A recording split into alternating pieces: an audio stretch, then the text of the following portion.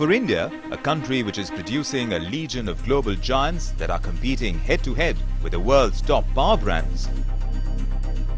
The most worrying factor is that many, even today, are deprived of the basics of food, shelter and healthcare. Poor medical infrastructure has meant that India bears one of the heaviest disease burdens today.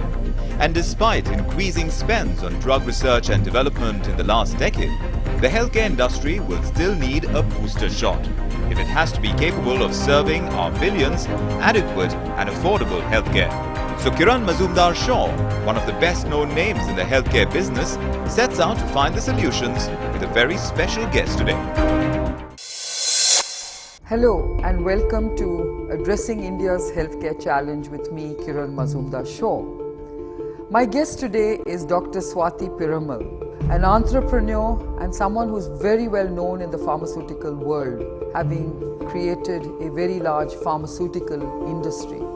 Swati is someone who has been very passionate about healthcare, and today I'm going to get her to share her thoughts with me about what she thinks India needs to do in building a very sustainable and a high quality healthcare system that delivers basic healthcare and good quality healthcare to every single Indian. Swati, thanks so much for coming on this show and sharing your views on such an important subject like, the healthcare challenge that we are facing today as a country.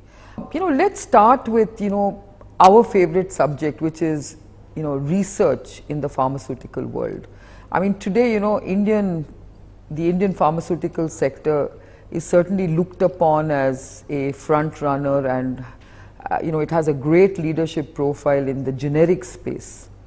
And I think we both firmly believe that we should be able to even carve out a leadership position in novel drug development, because we know that for a country like India, it's very difficult for us to afford the expensive novel drugs that are introduced into the Western economies, and then we have to wait till it genericizes or until someone is able to then, imitate or create another version of that drug in this country.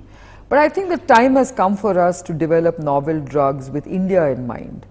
And I'd really like to share with you some of your thoughts and in terms of what are the challenges we face in really addressing this kind of opportunity. Kiran, I started R&D, a novel drug discovery research in 2000. So now it's been 10 years. And it takes that much time. It takes 10 to 12 years to find a new drug. Out of the 100 that you find, only one makes it to market. So it's a very risky business. And at that time, I was told that you don't know how to file a patent. You can only copy drugs, not invent them. You don't know how to file a dossier. The world FDA will never accept an Indian dossier. You don't know how to do clinical trials. But today I'm happy to say in 10 years we have proved otherwise. Today all our trials are done in the US, Canada, Europe, Australia and 5 continents. But don't you think that if we did all those trials in India, it could be far more cost effective? Yeah, Kiran, clinical trials, India was just an infant in the regulatory apparatus for developing new drugs. And so it would take 2 years to even approve a phase 1 trial. So you and I both went abroad, we did it somewhere else and then we came back to India.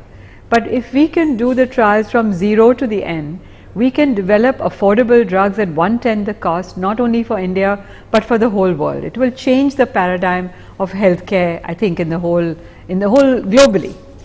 Today, healthcare systems across the world are collapsing under the heavy burden of rising costs. While healthcare spends in India have been negligible compared to the trillions that Western countries spend, the Indian pharma companies have a huge advantage when it comes to cost-effective drug innovation. But India is also losing a lot of this advantage because of low R&D investments and patent litigations. There's this whole issue of patenting, and both of us have been really quite passionate about making sure that the patenting infrastructure in our country is beefed up. 78,000 patents are in the queue. That's a huge number. So while you're waiting somebody else might develop a new form, or even if you've applied for it, but still it's not published, so people don't know about it. And why should there be such a large queue? Other countries, you get your patent quickly, you can exploit it, you can do things with it, you can apply, make a new one, you can keep on improving. So I think really fundamentally the infrastructure is very weak. We need to improve that rapidly and quickly if we are to be a global superpower in the area of healthcare. Yeah, and what we are talking about is it starts with research, having a strong research engine, having a strong research base. Because one of the things I've seen, around the world is that, especially in the emerging economies, they have large markets, and I think they have good marketing infrastructure, good marketing machinery, but they're all very poor at R&D, and I think that's where India can score. So if we can really focus on creating a very robust research infrastructure, which includes, of course, as you rightly said, a patenting infrastructure that's world class, I think we can really play a very significant role. To quote Dean Nitin Noria, who's become the Harvard Business School chief, he said the first 10 years of liberalization we focused on economies of scale and costs. Next 10 years we focused on getting a product out to rural areas like a mobile phone and so on. But the next 10 years, unless we become globally an R&D research driven innovative product economy, India isn't going to make it. Absolutely. So he said that 10 years we really have to focus on R&D. You look at the numbers, Indian companies spend less than 1% on R&D across the board. And countries like Israel, like Canada, like Taiwan, like Korea are doing much better than we are. What should we do to really sort of make R&D or India the R&D hub of the world? What is it that will sort of, make people confident, buy into the fact that India can be an R&D engine? I think there's something called a democratic lag. That is a time that the government takes to realize that India can be the leader in the world. For example, the nano. Now we are the small car capital of the world after the nano has been produced. Similarly, we'll be the drug maker of the world when our first drug goes to market. But if we can reduce this democratic lag and say, let's invest in R&D now, because we recognize its value, that in the next 10 years, India must be the innovative R&D leader in the world in every industry. Then we have to shorten the time, we have to focus now, knowing that we may or may not reach its benefits because R&D is risky by definition.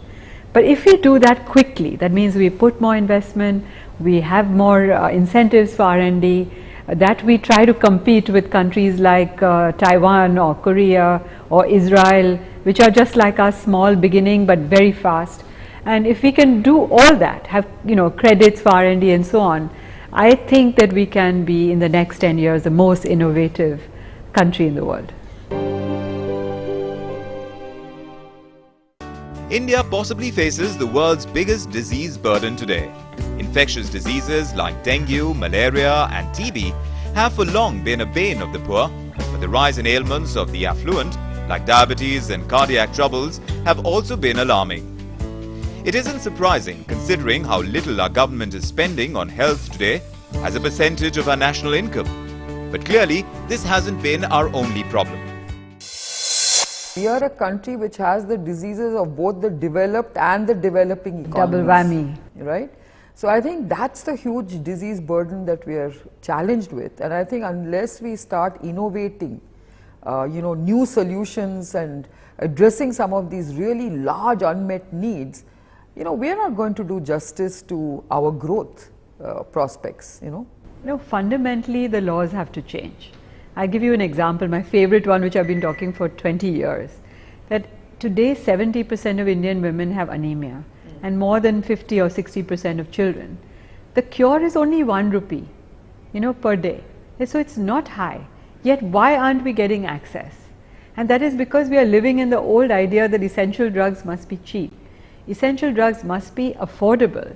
Plus it should have an incentive to educate people, to have access, to have it available in rural areas. So if I was the health minister, I would do the reverse. I would incentivize people to make essential drugs. There aren't enough drugs available in the market.